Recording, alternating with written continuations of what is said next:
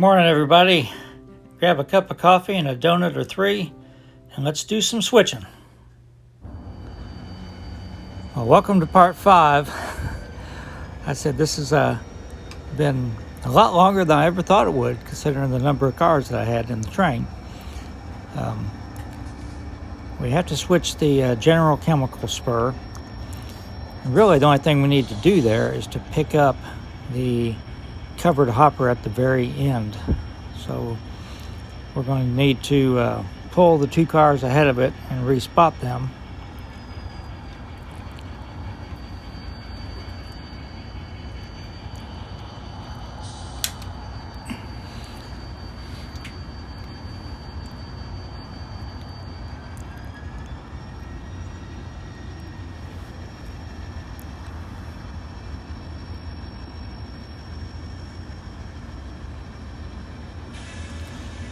Like I said in an earlier one, it's tough to get the industries on this side because of my wires.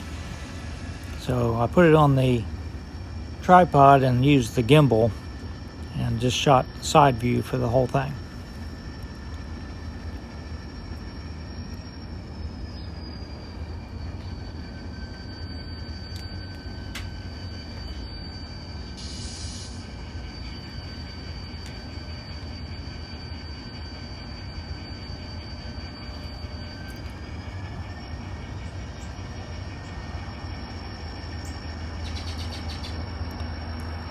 Obviously out on the deck.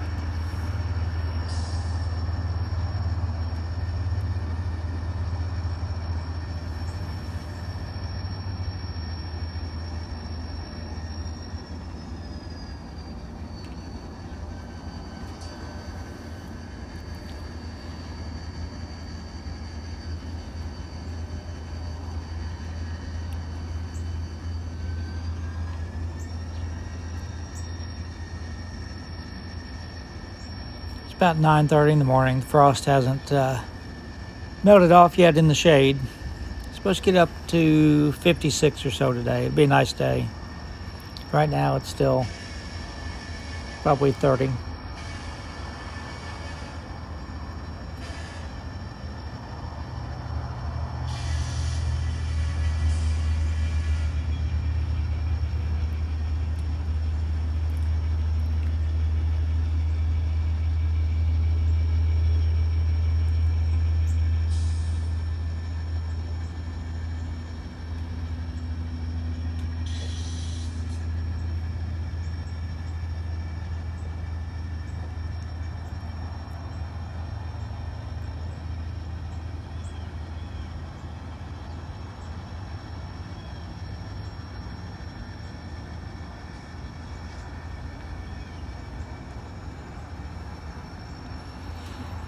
So I went ahead and did something here. I don't know if I probably should have done it or not, but I just went ahead and pulled it all the way through the crossover and spotted the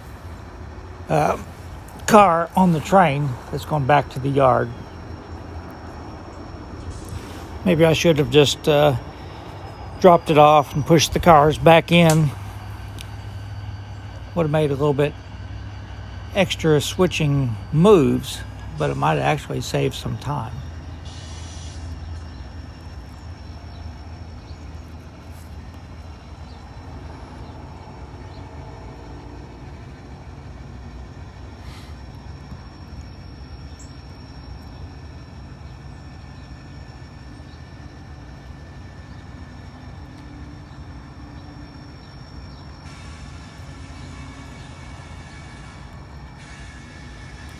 I'm driving to Indiana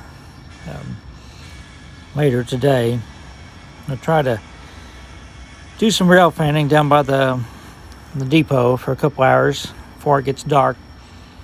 They're in Central Time, and it gets dark pretty early there this time of year. So I might get, if I'm lucky, I might get a couple hours of rail fanning in and see a couple trains.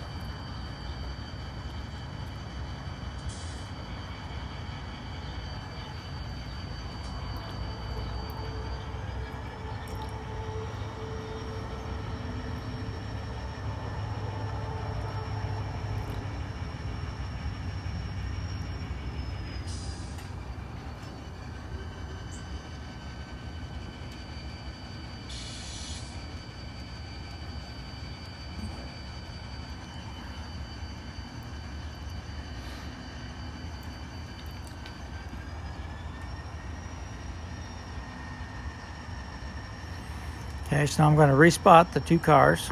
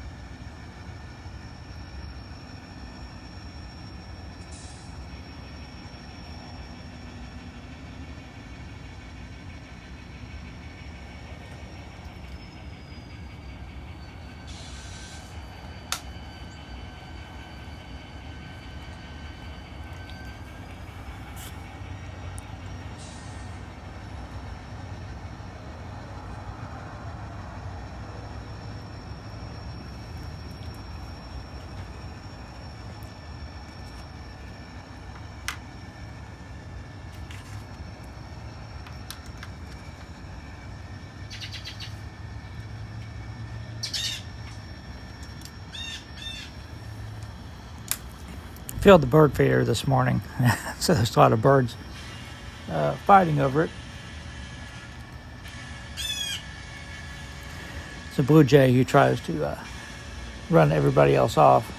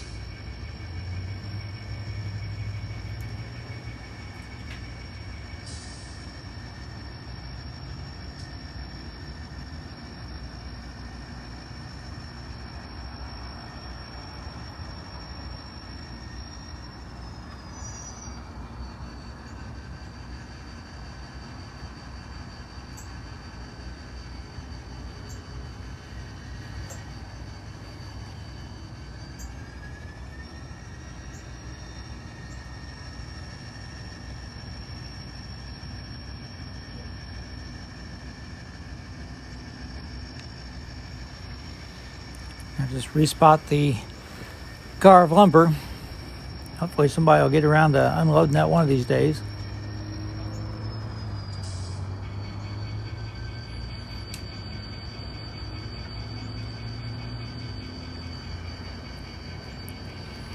Now this should be the last thing the crew has to do other than take the train back to the yard. However, there was a miscommunication between the traffic manager at wherever and the freight agent in Chillicothe. It turns out that we were supposed to have pulled that L&M boxcar in part 1. And we didn't. We respotted it. So now we're going to have to pull that boxcar, and which complicates things a little bit because it requires another runaround move.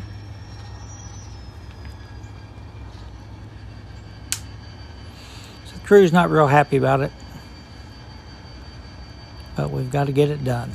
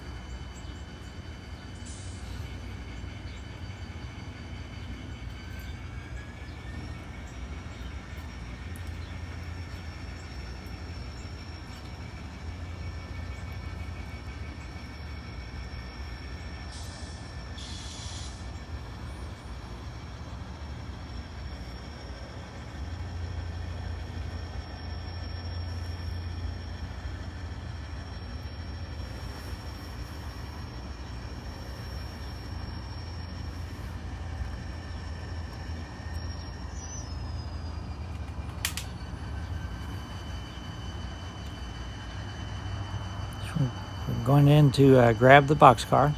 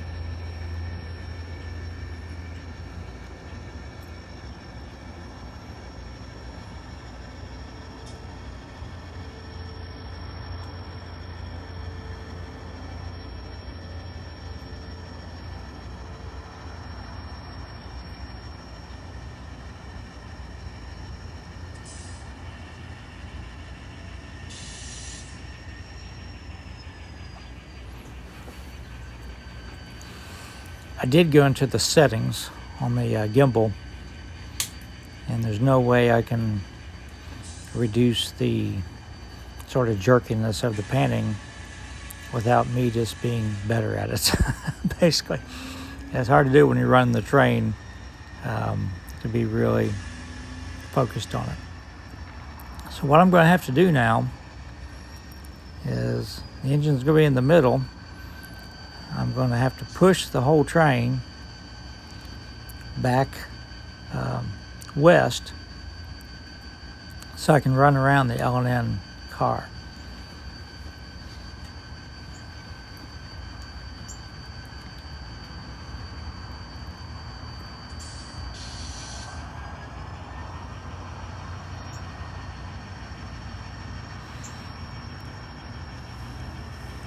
So we're heading west. Once we get past the crossing a little bit, we'll stop and uncouple the L&N car and then continue pushing the train west.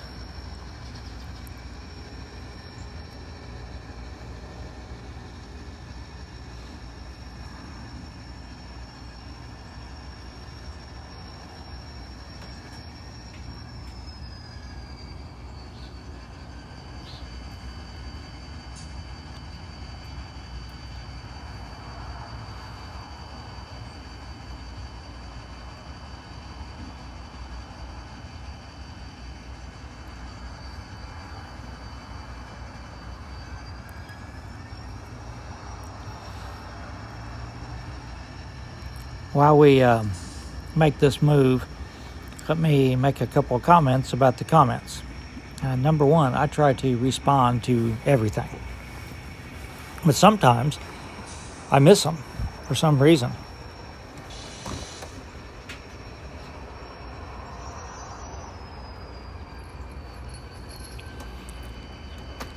Roy Elton, who comments quite frequently, commented on part 1. It showed up in the notifications. When I click on it to go to the comments for the video, it's not there, so I can't respond to it.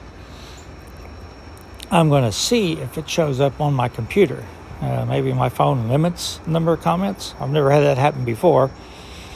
So if I miss a comment of yours, I apologize, because I appreciate everyone. I try to respond to everyone. In the hotel this week, I'm going to try to go in on the, my desktop app rather than my phone app and YouTube, and see if I've missed anything or if there's a setting I can do. The second thing about the thing is, these videos, this series here has been a lot longer than I thought it was going to be. I've enjoyed it. If you don't mind 15 to 20 minute videos, let me know. I've had some people say they really appreciate me trying to keep it short, because there's a lot of guys out there making great videos and can't watch all of them. So anyhow, just give me some feedback. I'm not going to please everybody, but I could have made this into 7-10 minute videos instead of 5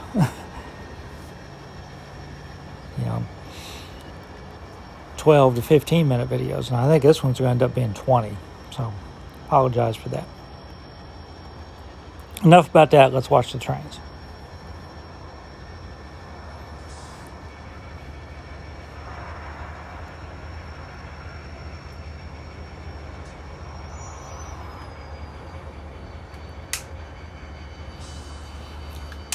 So we've made the runaround. Now we just need to head west, pick up the L&N car, push it on west, get the rest of the train, and head back to the yard.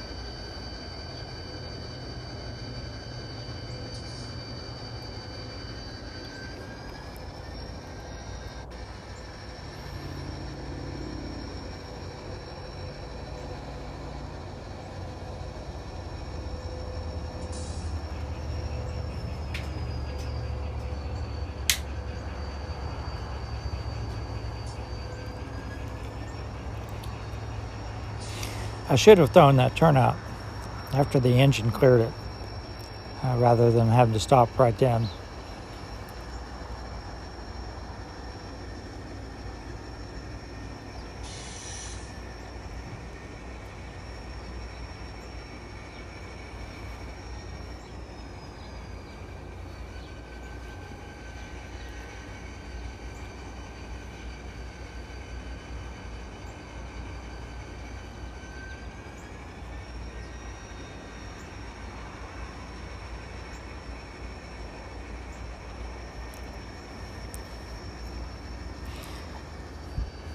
I said I'm going to Indiana later today. That's because I'm recording this on Sunday, November 7th. But you probably won't see the video for about a week. I try to get some in the queue ahead of time.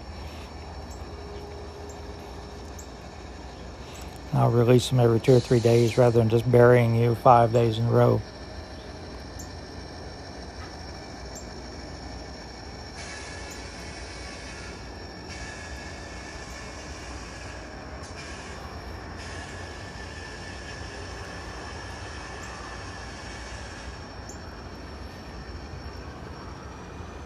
You can tell the engineer was a little aggravated by the extra move, because as soon as he got on the Douglas Avenue crossing, he put the hammer down.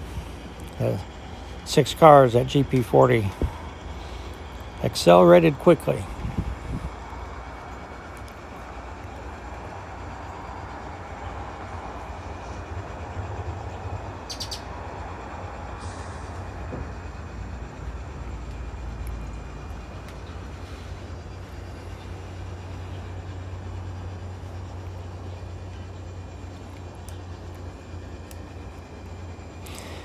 I hope everybody enjoyed the series. It was fun to make.